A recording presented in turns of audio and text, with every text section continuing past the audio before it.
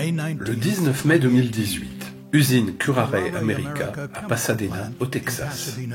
L'usine fabrique du EVAL, un copolymère produit à partir d'éthylène et d'alcool vinylique. L'EVAL est utilisé pour fabriquer des emballages alimentaires et des caisses d'entreposage. Curare avait arrêté l'installation le 6 avril pour une phase de maintenance et pour mettre des équipements à niveau. Le 18 mai, le personnel de production de Curare entreprenait le redémarrage d'un des 4 réacteurs.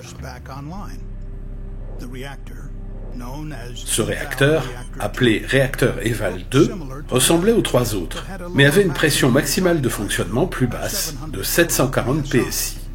La pression maximale de service des autres réacteurs était de 1150 PSI. Le réacteur 2 était déjà chargé en méthanol liquide et en éthylène gazeux.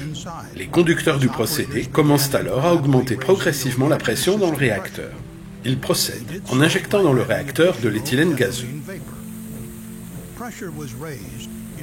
La pression est augmentée pour atteindre la pression où commence la réaction, mais aussi pour s'assurer de l'absence de fuite. Pendant ce temps, du liquide de refroidissement circulait depuis le nouveau groupe réfrigérant vers l'échangeur de chaleur du réacteur.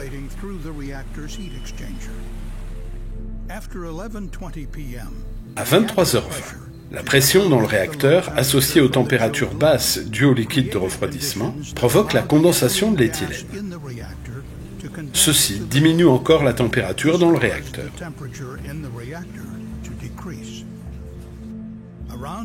Vers 7 heures du matin, le 19 mai, le conducteur de ligne remarque cette baisse et demande à un opérateur de stopper la circulation du liquide de refroidissement dans l'échangeur de chaleur. Le réacteur était muni d'une double paroi, alimentée en eau, pour contrôler la température dans le réacteur. Quand le réacteur devait être chauffé, un opérateur injectait de la vapeur dans la double paroi, augmentant la température de l'eau.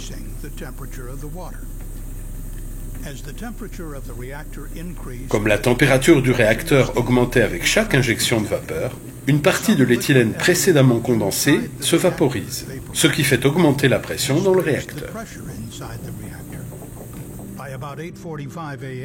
Vers 8h45, le réacteur atteint sa pression nominale de fonctionnement, environ 600 PSI, mais la pression continue de monter. Vers 9h, la pression atteint 640 PSI et l'alarme de pression haute retentit.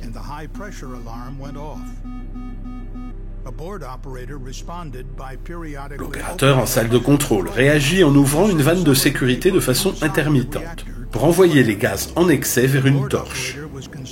L'opérateur était inquiet de dépasser les limites environnementales pour la torche, il n'ouvrit donc pas complètement la vanne.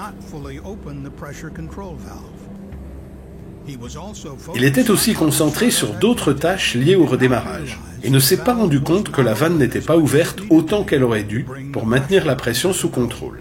La pression dans le réacteur continue donc de monter. Peu après 10 heures, les opérateurs lancent la phase suivante du redémarrage. À cet instant, un nouveau conducteur de ligne prend son service et remarque que la pression dans le réacteur est au-dessus de 700 PSI. Le conducteur ne se rappelait pas que la pression maximale de ce réacteur était de 740 PSI. Il pensait qu'il pouvait résister à une pression supérieure, comme les 3 autres. Comme le premier conducteur, le nouveau n'a pas ouvert complètement la vanne de sécurité, sans comprendre la dangereuse proximité de la pression du réservoir avec la limite. L'ouverture partielle de la vanne n'était pas suffisante pour faire baisser la pression dans le réacteur.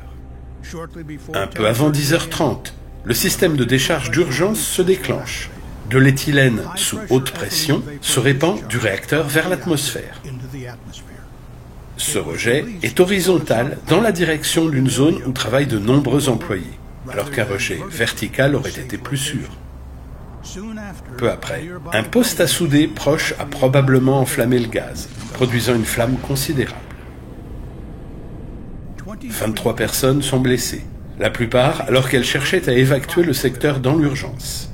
Le feu d'éthylène cesse après environ 3 minutes, quand la vanne de sécurité se ferme, car la pression dans le réacteur est revenue à la normale. Au total, plus d'une tonne d'éthylène a fui. Pour plus d'informations, merci de visiter notre site csb.gov.